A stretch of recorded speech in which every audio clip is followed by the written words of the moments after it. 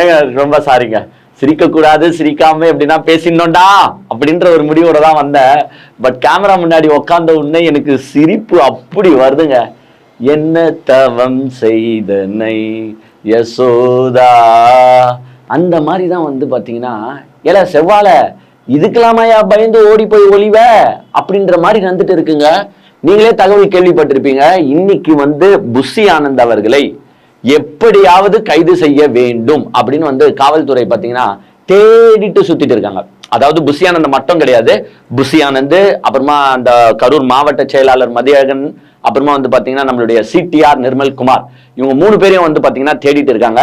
CTR Nirmal Kumar வந்து பாத்தீங்கன்னா நேத்து கண்ணில் தென்பட்டார். நேத்து அவர் தான் வந்து நீதிபதி வீட்டுக்கு போயிட்டு ஏதோ புகார்லாம் கொடுக்க போயிருந்தாரு. அந்த புகார்லாம் ஏதோ செல்லுபடி ஆகல போல. ஏன்னா நீங்க பண்ணிருக்கிறது 41 பேரை காவு வாங்கியிருக்கீங்க.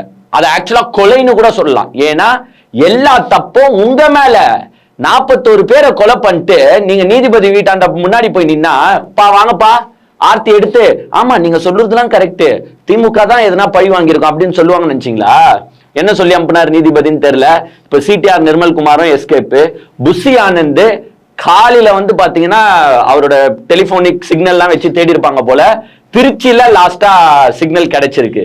அதுக்கு மேல ஆளை காணோம். அதாவது சிடிஆர் நிர்மல் குமார் போனும் சுவிட்ச் ஆஃப், புஷி ஆனந்த் போனும் சுவிட்ச் ஆஃப், மாவட்ட செயலாளர் எங்கன்னா தான் இருப்பாரு. இவங்க 2 பேரும் வந்து பெரிய ஆளுங்கள்ல, பொதுச் செயலாளர், இணை பொதுச் செயலாளர், ஒரு கட்சியோட 2 பெரிய போஸ்டிங்ல இருக்காங்க. அவங்களாம் வந்து அடைக்கலம் கொடுக்க பெரிய பெரிய ஆட்கள் இருப்பாங்க. பட் பாவம் இந்த கரூர் மாவட்ட செயலாளர் எங்கன்னா லோக்கல்ல தான் இருப்பாங்க. சோ எனக்கு தெரிஞ்சு ஃபர்ஸ்ட் வந்து கரூர் மாவட்ட செயலாளரை தூக்கிடுவாங்க போல. அதுக்கு அப்புறமா இன்னைக்கு நைட்டுக்குள்ள எப்படியாவது புஷி ஆனந்தும் சரி, சிடிஆர் நிர்மல் குமாரும் சரி கைது செய்யப்படுவார்கள் அப்படின்ற தகவல் தான் நமக்கு வந்திருக்கு. ஏன்னா எங்க சாதாரண சம்பவம் கிடையாதுங்க இது. ஒருத்தர் 2 பேர்னா கூட கொஞ்சம் யோசிப்பாங்க, சரி கைது பண்ணலாமா என்ன பண்ணலான்ட்டு. 41 பேருங்க. இப்ப அந்த 41 பேரு கொலைக்கான எஃப்ஐஆர் விழுந்திருக்குமே, அந்த எஃப்ஐஆருக்கு போலீஸ் ஆக்ஷன் எடுத்துதானே ஆகணும். இது வந்து அரசியல் உள்நோக்கமோ இல்ல காவல்துறை வந்து வேணும்ட்டே இவங்களை கைது செய்துன்னு புரளி எங்கன்னா கலப்பின்னு சுத்தி நிற்பானுங்க இந்த சோசியல் மீடியால. அவங்களுக்கு எல்லாம் சட்டம்னா என்னன்னு தெரியாது, ரூல்ஸ்னா என்னன்னு தெரியாத தற்குறிங்க தான் அதுங்க. அவங்களுக்கு வந்து விஜய் வந்து கடவுள், புஷி ஆனந்த் வந்து துணை கடவுள்.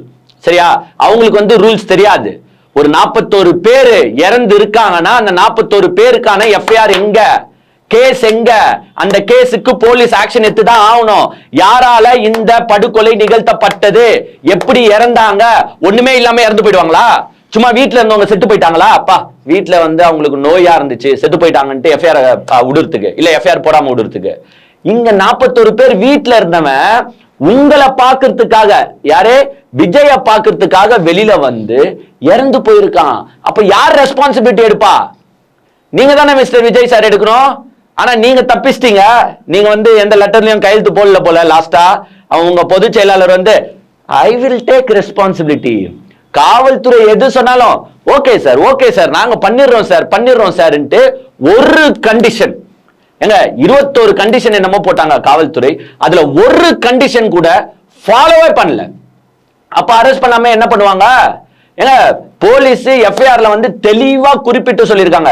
இவங்க மேல எஃப்ஐஆர் போட்டிருக்காங்களா?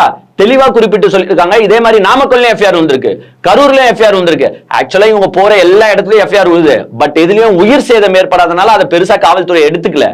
பட் இதுல 41 பேர் இறந்திருக்காங்க. ஒன்னும் இல்ல, நாமக்கல்ல அவ்வளவு பேர் மயக்கம் போட்டு விழுந்தாங்களாம். இப்ப அதுக்கும் எஃப்ஐஆர் போட்டிருக்காங்க. ஏன்னா எங்க ஒன்னும் இல்ல, இது சில தற்குறிகள் வந்து தெரியாம பேசின்னு இருப்பானுங்க. எங்க கைது செஞ்சிரு பாப்போம், கைது செஞ்சிருவீங்களா அப்படின்ட்டு கேள்வி கேட்பாங்க. டேய் கைது செய்வாங்கடா, தூக்கி ஜெயில போடுவாங்கடா, உட்கார்ந்து இருந்து பாருங்க. மேபி கைது செஞ்சு நீதிபதி வீட்டுக்கு போகும்போது அவருடைய டிஸ்கிரிப்ஷன் பவரை யூஸ் பண்ணி மன்னிச்சு விட்டா விடலாம். பட் அது நடக்குமானா கொஞ்சம் கஷ்டம் தான். ஏன்னா இங்க வந்து 4-5 செக்ஷன் கிட்ட போட்டிருக்காங்க. கொலை முயற்சி செக்ஷன்லாம் போட்டிருந்தாங்கன்னா கண்டிப்பா ராசா 20-25 நாள் உள்ள இருந்துட்டு தான் வெளில வருவீங்க. பெயிலும் கூடிய சீக்கிரம் கிடைக்காது. அண்ணன் வந்து நான் நினைக்கிறேன் எப்படின்னா எஸ்கேப் ஆயிட்டு ஆன்டிசிபேட்டரி பெயில் போட்டுடலாம், ஹைகோர்ட்ல ஏபி போட்டு மூவ் பண்ணிடலாம், ஏபியை வாங்கிட்டு வெளியில வரலான்ட்டு. ஆனா ஒன்னு சொல்றேன், ஏபி தராங்க தரல, உங்களை அரெஸ்ட் பண்றாங்க அரெஸ்ட் பண்ணல, தூக்கி ரிமாண்ட் பண்றாங்க ரிமாண்ட் பண்ணல, அதெல்லாம் எனக்கு தேவையில்லாத கதை. பட் இது ரொம்ப கேவலமா நடந்துக்கிறீங்க. ஒரு கட்சியோட பொதுச் செயலாளர், ஒரு கட்சியோட இணை பொதுச் செயலாளர், நீங்க சட்டப்படி என்ன தெரியுமா செய்யணும்? சார் வாங்க சார், நாங்க மீட்டிங் நடத்துறோமா, 41 பேர் உயிரிழந்திருக்காங்களா, சரி நாங்க பொறுப்போ பொறுப்பு இல்லையோ கைது செய்யணும்னு வந்துட்டீங்களே, வாங்க கைது செய்யுங்க அப்படின்ட்டு கையை நீட்டிக்கிட்டு நிக்கணும் டோராண்ட. போலீஸ் வந்து வாங்கயான்னு வெல்கம் பண்ணிட்டு காஃபி வாங்கி கொடுத்துட்டு அரெஸ்ட் ஆகி உள்ள போனோம். இதுதான் ஒரு கட்சியோட பொதுச் செயலாளர், இணை பொதுச் செயலாளர் செய்ய வேண்டிய வேலை. இப்படி கைதுக்கே பயந்துன்னு ஓடுற நீங்க தான் என்ன சொல்றீங்கன்னா, இந்த சைடு டிவிக்கே அந்த சைடு டிஎம்கே, 2 பேருக்கு உள்ள மட்டும் தான் போட்டி அப்படின்றீங்களே. டிஎம்கேவோட வரலாறு தெரியுமா? டிஎம்கே எல்லாம் கைதுக்கு பயந்துட்டு ஓடின கட்சி நினைச்சுன்னு இருக்கீங்களா? ஸ்டாலினோட வரலாறை கேள்விப்பட்டிருக்கீங்களா? கல்யாணம் புதுசுலயே எமர்ஜென்சில கைது செஞ்சு மிசால தூக்கி உள்ள போட்டாங்க ஸ்டாலின. எது கல்யாணம் புதுசுல நீங்க போவீங்களா? கல்யாணம் புதுசுல நீங்க அனிமுன் தான் போயிருப்பீங்க. ஆனா ஸ்டாலின் எங்க போனாருன்னா ஜெயிலுக்கு போனாரு. அதான் எப்படி போனாரு தெரியுமா? ஸ்டாலின் ஒன்னும் ஓடிலாம் ஒளியில எங்கேயும் காணாமலாம் போல. ஒரு வரலாறே சொல்லுவாங்க அதுக்காக. கலைஞர் வந்து வீட்டுல இருக்கும்போது அப்ப ஸ்டாலின் வீட்டுல இல்ல போல, போலீஸ் வந்து தேடி வருது, எங்க ஸ்டாலின் அரெஸ்ட் பண்ணணும், மிசால உள்ள போடணும் தேடி போலீஸ் வீட்டுக்கு வருது. அப்ப கலைஞர் வந்து நினைச்சிருந்தா ஸ்டாலின் எங்கன்னா ஓடி போயிடு, அப்படி கன்னியாகுமரி சைடு போயிடு, இல்ல நார்த் இந்தியா போயிடு, எங்கன்னா போயிடுன்னு சொல்லிருக்கலாம். ஆனா கலைஞர் என்ன தெரியுமா ஒரே வார்த்தை சொன்னாரா? எங்கேயும் போக மாட்டான், என் பையன் வந்த உடனே நானே சொல்லி அனுப்புறேன், நீங்க வந்து கைது செய்யுங்கன்னு சொன்னாராம் கலைஞர். அப்படி போயிட்டு திருப்பி ஸ்டாலின் வந்த பிறகு போலீஸ்க்கு போன் போட்டு வந்து கைது செய்யுங்கன்னு சொல்லி ஸ்டாலினை தூக்கி உள்ள போட்டு போனாங்க. கல்யாணம் புதுசுல நீங்க எதிர்க்கிறது யார் தெரியுமா? அந்த ஸ்டாலினை தான். யார் எதிர்க்கிறீங்க தெரியுமா? தோ ஒரு கைதுக்கு பயந்து, அதுவும் பெரிய மிசா சட்டத்துல எல்லாம் இல்ல, இந்த ஒரு கைதுக்கே பயந்துட்டு ஓடி ஒளிகிற உங்க கட்சி எங்க? அங்க டிஎம்கே எங்க? கலைஞரோட வரலாறு நீங்க உடனே சொல்லுவீங்க, கலைஞர் வந்து அரெஸ்ட் பண்ணும் போது கத்துனாருன்னு. வயசான மனுஷாது, எந்த ஏஜ்ல அரெஸ்ட் பண்றீங்க? அப்ப கூட அவர் வந்து ஓடி ஒளியில கொலை பண்றாங்களேன்னு கத்துனாரே தவிர்த்து வேற எதுவும் பண்ணல. ஜெயில் வாசல்ல நின்று தர்ணா போராட்டம் நடத்தினவர் தலைவர். ஆனா உங்க தலைவர் ஒரு நாள் ஃபுல்லா வீட்டுல போய் உக்காந்தீங்கன்னாரு. கட்சி நிர்வாகிகளா எங்க இருக்கிறான்னு தெரியல, பாதி பேர் ஆள் அட்ரஸே காணாம செதறி போயிட்டான். ஆனா நீங்க என்ன சொல்லிட்டு இருக்கீங்க? ஒன்னு டிவிக்கே இல்ல டிஎம்கே. ஓடி ஆயா ஒளிவீங்க, போன் எல்லாம் சுவிட்ச் ஆஃப் பண்ணிட்டு ஓடி ஒளிறீங்க. நீங்களாம் எப்படி நாளைக்கு வந்து மக்களுக்காக பாடுபட போறீங்க? ஒரு இந்த எஃப்ஐஆருக்கே உள்ள போக முடியல, நாளைக்கு சென்ட்ரல் கவர்மெண்ட் எதிர்த்து போரிடணும், எவ்வளவோ பேச்சு பேசணும், எவ்வளவோ போராட்டம் பண்ணணும். நீங்களா பண்ணுவீங்களா? ஓடி ஒளிஞ்சிருவீங்க போலியே. இதே நானா நினைச்சோம், எதுக்கு அந்த கட்சியில மாவட்ட செயலாளர் போஸ்டிங்கோ இல்ல வந்து இந்த பொதுச் செயலாளர் போஸ்டிங்கோ நினைச்சுங்க, உட்கார்ந்து இருப்பேன். வாங்க போலீஸ் அரெஸ்ட் பண்ணுங்க, தூக்கின்னு போங்க, ஜெயில போடுங்க. நான் 20 நாளா 30 நாளா போயிட்டு வர, வாங்க. ஒரு கட்சியோட பொதுச் செயலாளரா ஆயிட்ட, இந்த அரெஸ்டுக்கெல்லாம் பயந்தா எப்படி அப்படின்ட்டு போன உள்ள. ஆனா நீங்க என்னன்னா சுவிட்ச் ஆஃப் பண்ணிட்டு ஆல் அட்ரஸ காணோம், எங்கேயோ ஓடி போய் ஒளிஞ்சுக்கிட்டு நெக்ஸ்ட் நாளைக்கு ஆன்டிசிபேட்டரி பெயில் போடுவீங்க. எதனா பண்ணி எப்படியாவது ஜெயிலுக்கு போகாம வெளியில வரணும்னு மானம் கெட்டு போய் சுத்தின்னு இருக்கீங்களே. நீங்க எல்லாம் எப்படி கட்சியை வழி நடத்துவீங்க? உங்க தலைவர் ஒரு நாள் ஃபுல்லா வீட்டுக்குள்ள போயிட்டு லாக் ஆயிட்டாரு, வெளியிலே வரல. இன்னைக்கு ஒண்டிதான் வெளியில வந்திருக்காரு.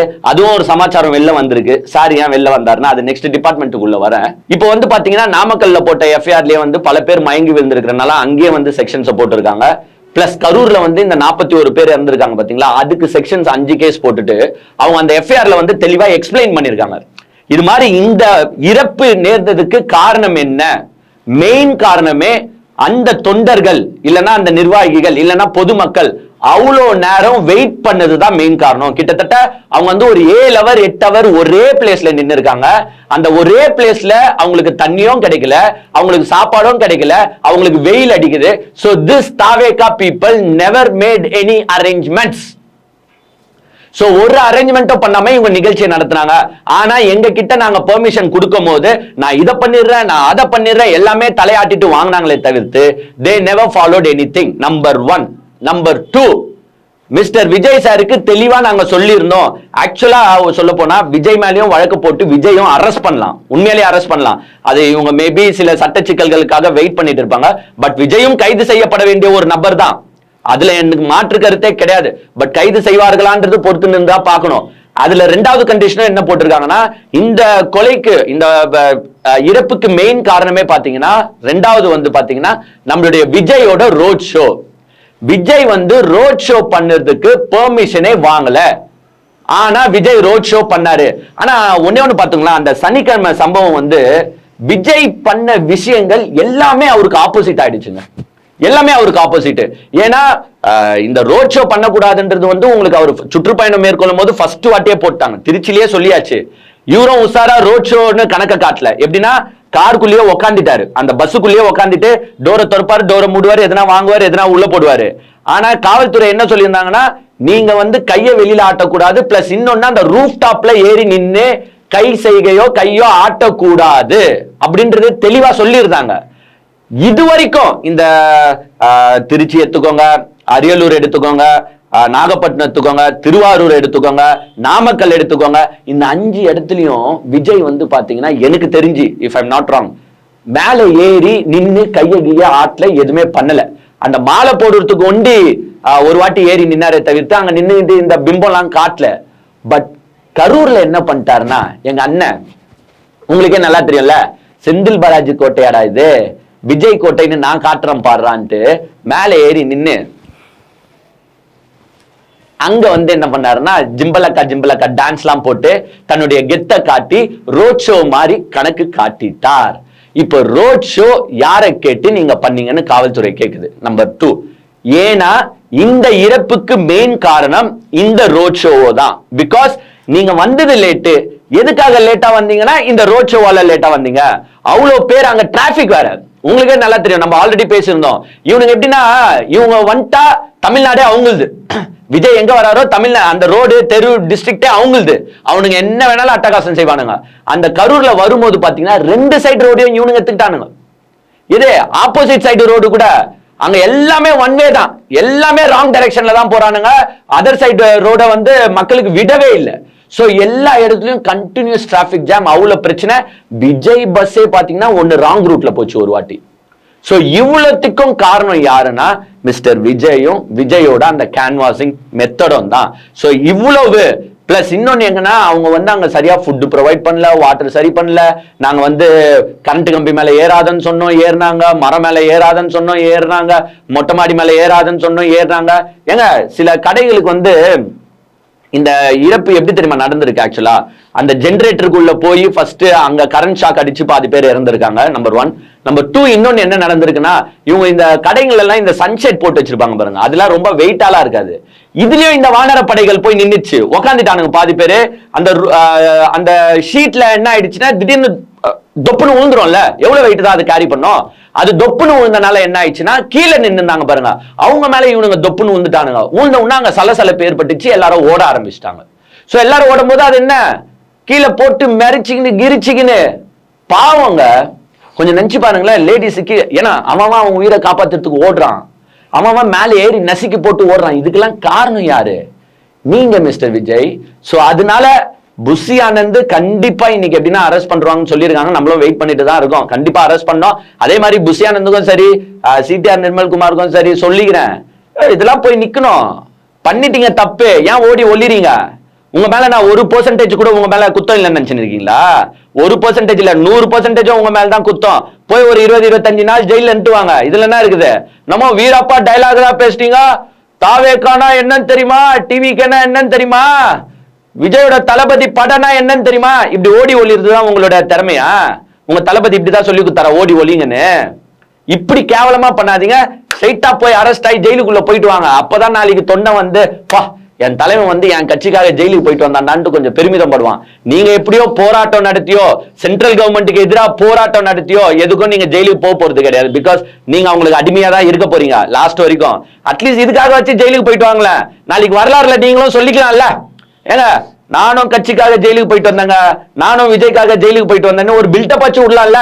அதனால உள்ள போயிட்டு வாங்க. இப்ப இந்த 2 பேர் ஓகே, ஆதவர்ஜுனியும் போலீஸ் தேடுது, ஆனா எங்க அவரும் தெரியல, அவரும் எஸ்கேப்பு. அப்புறமா அந்த ரூட்டோட நிர்வாக குழுல இருக்கிற ஜெகதீஷும் எஸ்கேப்பு. எல்லாமே எஸ்கேப்புங்க. ஏங்க நீங்களே சொல்லுங்களேன், இப்படி எஸ்கேப் ஆனா எப்படிங்க? ஓடி ஒளிஞ்சு என்னங்க செய்ய போறீங்க? மக்கள் உங்களை என்னங்க நினைப்பாங்க ஓடி ஒளிஞ்சா? தப்பு பண்ணிட்டீங்க, சரி எஃப்ஐஆர் விழுந்துருச்சு, போ உள்ள போயிட்டு வர வேண்டியதானே. இப்படி பயந்தா எப்படி? இது வந்து எனக்கு ஒரு காமெடி தாங்க நினைவுக்கு வருது. நம்ம நிழல் ரவியும் சின்னி ஜெயந்த் தான் நினைக்கிறேன். அதுல நிழல் ரவி கிட்ட வந்து சின்னி ஜெயந்த் வந்து சொல்லுவாரு, அதுல நிழல் ரவி ஒரு ஆக்டர், சின்னி ஜெயந்த் வந்து சொல்லுவாரு, தலைவரே அந்த தொண்டை இறந்து போனா அந்த டெத்துக்கு போகணும்னு சொல்லும் போது நிழல் ரவில விஜய் மாதிரி போல, அதுக்கெல்லாம் நான் ஏன் போனோம்? அண்ணன் செத்து போனது உங்க ரசிகர், உங்களுக்கு பாடுபட்டு உயிரை விட்டுருக்கான். டேய் இவன் நானோட உயிரோட சொன்னேன், நானோட ரசீன் பண்றதுக்கு சொன்னேன், நானோட கரண்ட் கம்பத்துல கொடி கட்ட சொன்னேன் அப்படின்னு சொல்லிட்டு லாஸ்ட்ல வராதுக்கு காரணம் என்ன தெரியுமா சொல்லுவாரு? இங்க வாடா, போய் இந்த செய்தியை கேள்விப்பட்டதும் நெஞ்சு வலியில துடிக்கிறாரு அப்படின்னு சொல்லிப்போ. நெஞ்சு வலி அப்படின்னு வந்து சின்ன ஜெயந்தும் அதே மாதிரி போய் சொல்லுவாரு, அண்ணன் வந்து இந்த இறப்பை கேட்ட உடனே ரொம்ப சோகமா இருக்காரு அப்படின்னு உடனே அவனுங்களும் ஃபீல் பண்ணிட்டு போவானுங்க. எப்படி நம்ம ஆள் இப்ப 41 பேர் இறந்த பிறகு ஒரு மன்னிப்பு கூட சொல்லாம, ஒரு பிரஸ் மீட் கூட கொடுக்காம, ஒரு வீட்டுக்கும் போகாம, ஹாஸ்பிட்டலுக்கும் போகாம எப்படி ட்விட்டர்ல ஒரு அறிக்கை விட்டாரு, என் நெஞ்சில் குடியிருக்கும் அனைவருக்கும் வணக்கம் அப்படின்னு சொன்னீங்களே, அந்த நெஞ்சில் குடியிருந்த 41 பேர் தான் இறந்து போனா. எப்படி நிழல் ரவி பண்ணாரோ அதே மாதிரி தான் விஜயம் பண்ணிட்டு இருக்காரு. ஜஸ்ட் ஒரு அறிக்கை, வேற எதனா போய் பார்ப்போம், எதனா பண்ணுவோம். இப்படிதாங்க இந்த கட்சி. இந்த கட்சியெல்லாம் வச்சுக்கிட்டு நம்ம என்ன பண்ண போறோம்னு தெரியல. இருந்தாலும் பொறுத்து இருந்து பார்ப்போம். புசி அனந்த் அண்ணன், சிடிஆர் நிர்மல்குமார் அண்ணன் இந்த வீடியோவை பார்த்தா தயவு செஞ்சு be strong, come forward and get arrested. இப்போ வந்து நம்ம விஜய் கதைக்கு வந்துடலாம். அதாவது விஜய் வந்து பாத்தீங்கன்னா உங்களுக்கே நல்லா தெரியும், ஒரு நாள் பெட் ரெஸ்ட் எடுத்துட்டு இன்னைக்கு காலையில தான் கார் எடுத்துட்டு கிளம்புனாரு. எங்கடா கிளம்புனாரு அப்படின்னு எல்லாருமே வெயிட் பண்ணும்போது சில சோர்சஸ் என்ன சொல்லுதுன்னு பாத்தீங்கன்னா, நம்மளுடைய தலைவர் விஜய் அவர்கள் அவருடைய அரசியல் ஆசான் ஆடிட்டர் குருமூர்த்தி அவர்களை பார்க்க சென்றிருக்கிறார். பாத்தீங்களா எங்க போது பாருங்க வண்டி. இதுக்குதான் நம்ம சொல்லுறது, கண்டிப்பா வந்து தாவேகாவை இயக்குகிறது பிஜேபி தான். உங்களுக்கே நல்லா தெரியும், ஃபர்ஸ்ட் விஜய்க்கு இந்த ஸ்டாம்பேட்ல சப்போர்ட் பண்ணது யாருன்னு பாத்தீங்கன்னா அண்ணாமலை தான். ஏற்கனவே அண்ணாமலைக்கு செந்தில் பாலாஜி மேல காண்டு உங்களுக்கே நல்லா தெரியும். இப்போ வந்து செந்தில் பாலாஜி எதிர்க்கிறதுக்காக நம்ம விஜயை சப்போர்ட்டும் பண்றாரு. பிளஸ் விஜய் இயக்குறது பிஜேபின்னு ப்ரூவ் பண்ற மாதிரி தான் அவர் வந்து ஆடிட்டர் குருமூர்த்தியை போய் சந்திச்சுதான் இன்னைக்கு வந்து தகவல் வந்திருக்கு. ஏன் ஆடிட்டர் குருமூர்த்தியை சந்திச்சாருன்னா கேட்டா சொல்லுவாங்க, சிபிஐக்கு இந்த வழக்கை மாத்தலாமா அப்படின்னு கேட்கறதுக்காக சந்திச்சுட்டு பேசிட்டு வந்தோம். அதுக்கு ஏன் ஆடிட்டர் குருமூர்த்தியை போய் சந்திக்கிறீங்க? நீதிமன்றம் போங்க, நீதிமன்றத்துல போய் கேஸ் போடுங்க. அண்ட் சிபிஐயை நீங்க எப்படி கேட்கலாம்? எங்க அஜித் மரணம் நடந்துச்சுல, அப்ப வந்து நீங்க ஆர்ப்பாட்டம் பண்ணீங்களே, ஞாபகம் இருக்கா? அப்ப நீங்க என்ன தெரியுமா சொன்னீங்க? எதற்கு சிபிஐ கேட்கணும்? சிபிஐ அந்த RSS ஓட கைக்கூலியா தான் இருக்கு. அப்புறமா அங்க எப்படி நியாயம் கிடைக்கும்? எதுக்கு நீங்க சிபிஐ கேட்டு தமிழ்நாட்டு மானத்தை அடமானம் வைக்கிறீங்க? ஏன் உங்க போலீஸ் வேலை செய்யாதா அப்படின்னு யார் கேட்டா பாத்தீங்கன்னா மிஸ்டர் விஜய் அவர்கள் தான் கேட்டாரு. அவரே வந்து இப்ப சிபிஐ விசாரணை கேட்க போயிருக்காரு போல. என்னத்த சொல்லுறது, இப்போ ஒரு பேச்சு அப்போ ஒரு பேச்சு. இதுதான் இந்த தாவேகா.